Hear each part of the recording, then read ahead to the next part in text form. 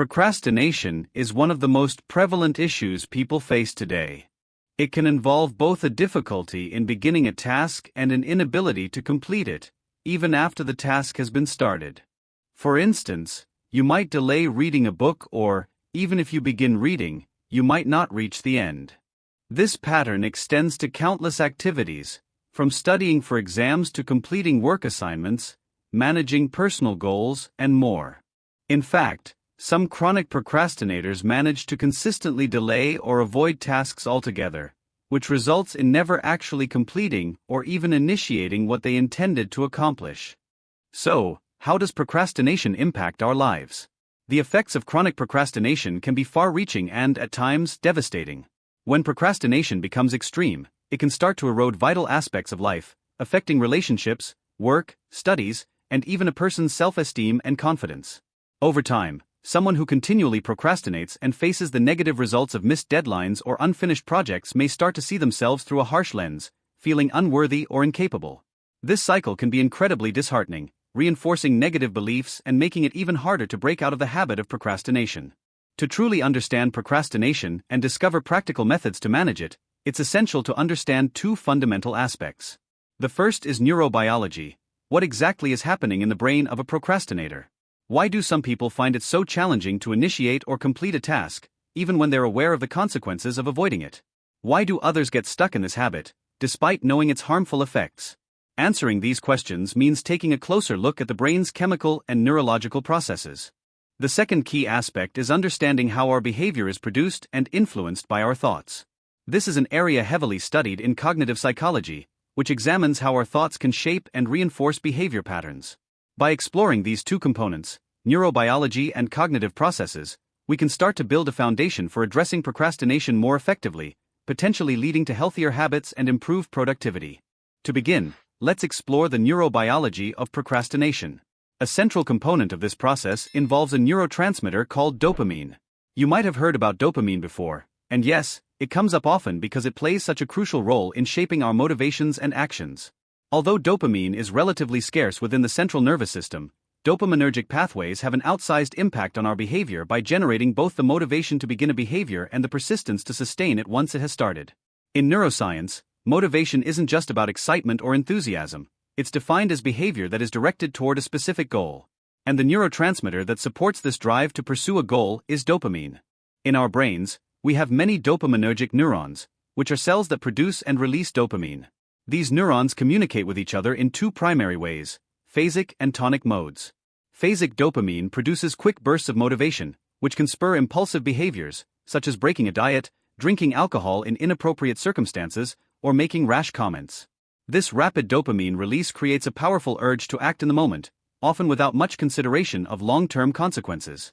On the other hand, tonic dopamine functions in a more sustained way, much like a steady drip of water.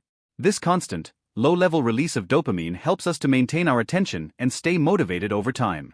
This form of dopamine release is essential for completing longer-term tasks and staying focused on activities that require sustained effort, like studying for an exam, working on a complex project, or finishing a book. In the case of procrastination, individuals who struggle to complete tasks often have issues with this tonic dopamine system. Either the production of tonic dopamine is deficient, or it's continuously interrupted by other stimuli that capture their attention, stealing the dopamine and redirecting it toward more immediately gratifying activities. A prominent example of this is seen in people with attention deficit hyperactivity disorder, ADHD, a condition where procrastination is almost a symptom in itself. Research shows that individuals with ADHD often exhibit decreased tonic dopamine activity, particularly in the prefrontal cortex, the area of the brain involved in attention, focus, and impulse control. This lack of steady dopamine makes it challenging for people with ADHD to stay engaged in a task, and they are more likely to be drawn to distractions, which feel more immediately rewarding. By understanding the neurobiology of procrastination and how neurotransmitters control motivation, we can see that dopamine doesn't necessarily produce pleasure but rather motivation. Studies have shown that pleasure can be experienced even without dopamine, but motivation cannot be sustained in its absence. This finding is crucial for understanding procrastination, as it highlights the need for consistent dopamine levels to keep us on track with our goals. In today's fast-paced, distraction-filled world, we constantly encounter tasks that seem more appealing than what we need to accomplish. This creates a dynamic where the procrastinator can easily shift focus to activities that feel rewarding in the short term but aren't aligned with their priorities. Social media, entertainment, and other distractions can hijack our dopamine, making it even harder to return to the task at hand. Here are 3 practical steps to combat procrastination. 1. Seek meaning or value in the task you need to accomplish.